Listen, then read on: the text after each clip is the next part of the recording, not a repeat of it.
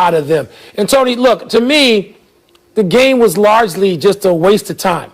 That's one of the worst Super Bowls of all time because your expectations were up. There have been worse Super Bowls, but you didn't go in expecting, oh, my God, I got these two great quarterbacks, these two great offenses. Here's what we're going to get. Yeah. The Kansas City played at times stupidly. They played arrogantly. They were a disappointment to me, the Kansas City Chiefs. Nothing Tampa did was a disappointment, but defense and knocking the snot out of the Chiefs is the entire analysis of this game. Well, I have a different one. I mean, I agree with that, but I would go just a little bit, not deeper, maybe to the side. I find it interesting that Tampa Bay had lost twice in the regular season to New Orleans and then beat them in the playoffs. And I thought, what happened here? I thought maybe New Orleans didn't expect the adjustments that Tampa Bay was able to make. Kansas City beat Tampa Bay during the regular season. And I think it is a similar circumstance in that one team was motivated by losing and changing, and the other team did not see this coming necessarily. I agree with you completely that if I have to isolate what won the game, it was the Tampa Bay defense. They were all over Mahomes, and their offense was, Tampa Bay's offense was good, at least good, maybe very good. There was a period of time there, I remember it distinctly, when Tampa went on 4th and 1 from the 1 and didn't get it, and I thought, ooh, this could be a momentum shifter. Let's wait. Let's see if Mahomes goes 99 yards the other way and everything changes. And he went 15 yards, and then he started going backwards. At no point, Mike, and I know you agree with this because we talked about it, at no point did either of us think that Tampa Bay was on the verge of something great. No. You just didn't think Kansas City. Kansas City, they weren't on the verge. Kansas City. You kept just wondering, where are they? Where are their adjustments? I don't know if a position coach or a coordinator or Andy Reid himself is supposed to make that adjustment on protections. Where the hell was that? Yeah. That's what I mean. It just played like they were just blank. You know, Tony, 29 times Mahomes was pressured in 56 dropbacks, 29 times. Meanwhile, Kansas City only pressured Brady 4 times all game. You know the way to beat Tom Brady, if you're lucky enough, is to pressure him. Kansas City either couldn't do it or couldn't even figure it out. A massive disappointment to Kansas City Chiefs, in my opinion. And a dynasty, really? A dynasty of one? A dynasty of one championship for everybody at all the networks, all the analysts who have Kansas City winning not 4, not 5, not 6. What? What are you talking about? Let's go to one thing that really made a difference in the game. And for the second game in a row, Tom Brady threw a touchdown pass in the last minute, if not the last second of the first half. Yeah. That was really important. Kansas City helped them by getting penalties, but Kansas City was taking timeouts. Stop the clock. We're going to get the ball back. You can't give Brady that kind of time. You can't help him that way.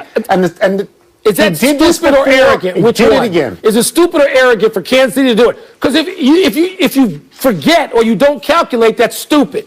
If you do it thinking Brady's not going to burn you, that's arrogant. Probably stupid. I thought it was arrogant. You got to know what he's capable of doing, and he did it, and he hit Antonio Brown, and that was it. Well, as we're saying, he delivered again, Tom Brady, just like I said he would when he signed with Tampa. You remember that, Tony? Please, don't go there. Don't go there. The 43-year-old Brady threw for 201 yards, 3 touchdowns, 2 of them to his old friend Gronk to win his 5th Super Bowl MVP. It's 7 rings in all for the Golden Boy, Tone. Does number 7 bring him something that the first 6 did not? Yes, 1,000 times yes. Look, by getting to 6, he had already separated himself from everybody else. He was already out there alone. What makes 7 important is it is the one without Belichick. It is the one where he said, I'm going out on my own. I'm going to Tampa, a place that nobody thought he was going to go to, a team that was mediocre the year before. And he went and he got them to the Super Bowl, and then he won it. And essentially, Mike, the only difference between Tampa Bay from last year to this year is last year they had a guy back there who threw 30 interceptions, and this year they had Tom Brady. They had the best in the business. He's 43 years old. I don't know that there's another athlete in the history of any team sport who has been this good at this point in time. He has won Super Bowls in 3 different decades. I mean, it's just his resume. You feel the same way. Don't talk to me about baby goats. Don't do this. Okay? There's one guy. It's that guy. It's that guy. Yeah, Tony, and that's why this one doesn't do anything to me. He's already got it. He's already got the championships. He's already out there with Saturn's rings compared to anybody else. And when people say, well, if Tom Brady loses, can it hurt his legacy? Shut up. No. That is the dumbest thing I ever hear. Now, you brought up a good point. I am going to let me cede this to you. The Belichick part, it does give him a separation from the only guy that he couldn't separate himself from, and that's Bill Belichick. But okay, Tony, he's the greatest. He's the GOAT. So, no, I don't see how 7 does anything for him that 6 didn't already do, that 5 didn't already do. There's 2 dudes with 4, Bradshaw and Montana. He's at 7. Okay, fine, but when he was at 6, he was already separate and apart and the greatest. So, no, if he wins it again next year, what are you going to say? Is 8 make him greater than 7? No, it doesn't. No, I think it's important because of the Belichick thing. I think 7 makes him important in his peer group because Michael Jordan has 6, and Michael Jordan adores Tom Brady. I know you don't like Tom Brady, but everybody who's ever played with him loves him. Randy Moss loves him. Teddy Bruschi loves him. I saw Ndamukong Suh on TV today. He'd walk through fire for Tom Brady, and all players feel this. I'll go to one more thing, and then we'll go to the next topic. He went through, in succession, Drew Brees, Aaron Rodgers, and Patrick Mahomes. All Super Bowl winners, all Super Bowl MVPs, and probably at least 2 go in the Hall of Fame, and probably 3. Nobody's going to do that again. Nobody. And there is nothing, absolutely nothing left for this guy to prove, even though he thinks there is. He thinks there is. We move now to Patrick Mahomes. Patrick Mahomes, who is so good, but who had the worst game of his professional career. He was hounded by the Tampa defense. He could not sustain drives. He spent a lot of time in this game on his back. Wilbon, will this loss change the perception of Mahomes? For a moment. I mean, for a minute, it'll change the perception of Mahomes. And I tried to call my dear friend Stephen A. earlier to say, stop saying it stains Patrick Mahomes, because it doesn't. And it won't. If it stains him today, the stain will be wiped clear if he comes back and wins one more Super Bowl, much less 2 or 3, which so many people still expect. So stop that. Patrick Mahomes, if it stains anybody, it stains, again, the coaching staff and whoever. I don't know what the delineation of duties are on that coaching staff with whoever should have been making certain offensive line adjustment or blocking adjustments or adding a tight end here or chipping him with a running back there. I don't know who specifically is in charge of that. It would stain them and some people who maybe dropped some passes. Patrick Mahomes, he looked like Fran Tarkenton, who we celebrated for his 81st birthday the other day. He was just running around and trying to run away from Tampa Bay defenders. No, it doesn't stain Patrick Mahomes. I'll give you a great statistic. Patrick Mahomes, on his way to passing in this game, ran 497 yards. Tom Brady ran 37 yards. Who do you think had the easier time in this particular thing? Look, we know who Patrick Mahomes is. We've seen him win Super Bowls. He's not some quarterback who doesn't have a good record in the playoffs, who you're on the fence about. We know how good he is. What this game shows you is what you spoke to earlier, that you just cannot assume 5, 6, 7, 8. It doesn't work that way in football. No. You cannot make that assumption that a guy is always going to go bad. Patrick Mahomes was hounded, and he was chased, and he was surrounded, and even when he did that falling down, Mike, he threw it 30 yards in the air and hit a guy in the head. On a rope. Okay, so he was heroic. He did not fail. No, his team failed him. Yes, absolutely. Not 5, not 6, not 7. No. I think if people back off Patrick Mahomes, they're going to make a mistake. If you gave me the opportunity to draft the entire league and you gave me the first pick, 100 times out of 100, I'd take Mahomes. Let's take a break. Coming up, with the Colts or the Bears, be a better new home for Carson Wentz. Indy. Isn't that obvious? You love Indy in the winter. Indy. Chicago. Could the Seahawks be convinced to deal Russell Wilson? I'll take him. I'll take Russell Wilson. I don't want. Sure you will. Pennsylvania. Don't want him. Yeah, but you're getting door number 3, and it's Wentz. You're not getting Russell Wilson. You never know. Time for the producers to punt and let the viewers do the work, and let me see what's first here. Time. Would Carson Wentz make a bigger impact on the Colts or the Bears? I'm going to try to be fairly removed from this for a second and just speak with a little bit of reserve.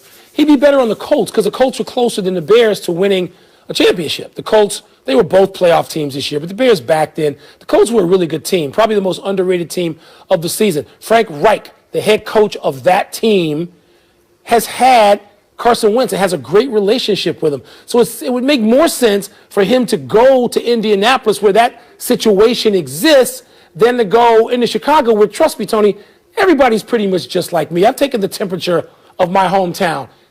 Nobody wants him except for the people in Lake Forest who make enough mistakes that we shouldn't listen to them, the GM or the head coach there. I really don't like the calm, reserved Michael Wilbon on this topic at all. I like the angry, surly Michael Wilbon who starts screaming, "No, no, no! I don't want this guy at all. I hate him. I hate him the way I hate Jay Cutler. I don't want him." So here's the thing. I don't know that he's that much different than Trubisky. I mean, it's sort of marginal. They both seem to do. They seem to do pretty well when they roll out and pass. Yeah. But the answer is Indianapolis. They don't have a quarterback, and Frank Reich coached this guy to his greatest successes in Philadelphia. This guy Wentz needs somebody to believe in him, and Frank Reich may be the only person left out there that might believe him. Now, it's possible that Frank Reich would go for Nick Foles, who he also coached and did well with, and would be easier to pry loose than Carson Wentz. Yeah. But the answer is Indianapolis. I'll drive Foles. I'll put on a chauffeur's hat. I'll drive him to Indianapolis, 183 miles. Could you see the Seahawks trading Russell Wilson? It's 183.3. We established that last week. By the way, that was Jason Lockenfor's great reporting on the first story we just did. Russell Wilson, Tony, has been hit so many times. He's been sacked. Lockenfor's on this story. What's that? Now, Lockenfor's on this story. Okay. He's been hit so many times, sacked and just harassed and hit, that Tony, he gets caught all the time now in foot races when that did not happen 3, 4, 5, 6, 7 years ago. It just didn't happen. But he's been hit so much. We see what the cumulative effect of these things does on guys like Big Ben Roethlisberger and Cam Newton. I don't care how athletic you were, how great you were. That many hits from grown men will take you out. It will diminish you over time. I can see why they would want to trade him, or maybe he just wants to get out of hell of that hit factory he's been suffering at the hands of. So let me go back on Jason Lockenfora, who we both worked with at the Washington Post and we love. And like you, he's on my podcast every week. And I just enjoy whatever his position is.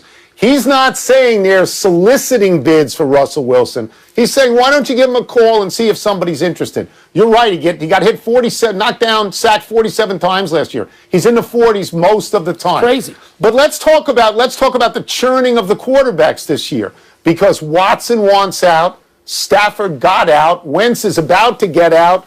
Matt Ryan, Sam Darnold, Jimmy Garoppolo, Kirk Cousins. It's just musical their names chairs. are all in play.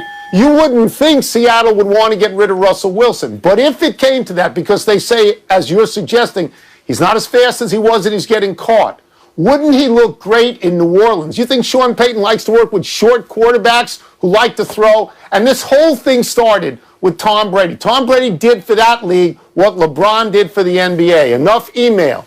Let's take one last break, but still to come. Does Brooks Koepka's win mean he's back to being a dominant player? Doesn't mean everybody else gagged. More NBA stars are coming out against having an all-star game, Tony. Will it happen? Is your position changing? Are my you position changing is on my that? position. I didn't say I think there should be. Happy time, people. Happy 31st birthday, Klay Thompson. With Kevin Durant back on the court, Thompson has assumed the dubious mantle of ghost of the NBA. He last played in June of 2019 when he tore his ACL. He missed all of last season. He will miss all of this season with a torn Achilles. Despite that, Thompson has received more than 99,000 All-Star votes, a fact of either nostalgia or voters not realizing he's out. Thompson is one of the Splash Brothers. His career three-point percentage is a terrific 41.9. He and the other Splash Brothers, Steph Curry, who had 57 the other night, started on 3 championship teams in Golden State. When they get back together, can they win a 4th? Tony, I certainly hope they're in position to do that. The healing powers of Kevin Durant and John Wall make me look a little bit more optimistically at Klay Thompson, what he's going through. I just hope he's back. He is still underrated to me, Tony. He is underrated as one of the, 3 great shooters of all time. And as you mentioned, a multiple-time champion. Hope Klay Thompson comes back strong. Happy anniversary, Jason Richardson. On this day 18 years ago, Richardson, playing in the rookie-sophomore game on All-Star Weekend, made a complete chump out of rookie Carlos Boozer. Very late in the game, Richardson deliberately bounced the ball off Boozer's head, as Boozer was in a defensive stance guarding Richardson. That's right, bounced it off his beam. Richardson caught the ball, then went up and drained a 3. There is nothing else to say about this, really. Just watch and enjoy it, unless you're Boozer. Tony, I had to have been there, and I don't remember this happening. Is it possible that people just didn't talk about it very much at the time? They didn't show it incessantly like they do replays now? That's certainly possible. A melancholy trails to Leon Spinks. The former heavyweight champion and Olympic gold medalist died over the weekend at 67. Spinks scored one of the great upsets in boxing history when, as a lightly regarded challenger, he outpointed Muhammad Ali for the title in 1978. Spinks was the toast of the world briefly. He became a cautionary tale when he didn't train sufficiently for the rematch and was beaten by Ali 7 months later. Spinks spent his money foolishly. He quickly went broke. His boxing career went into a tailspin. He found no success in and out of the ring, and yet we still remember this one shining moment, beating Ali and the incandescent joy in his gap-toothed smile. Tony, I'm like a lot of people in the ESPN universe who are personally saddened today over the loss of our friend and colleague Pedro Gomez.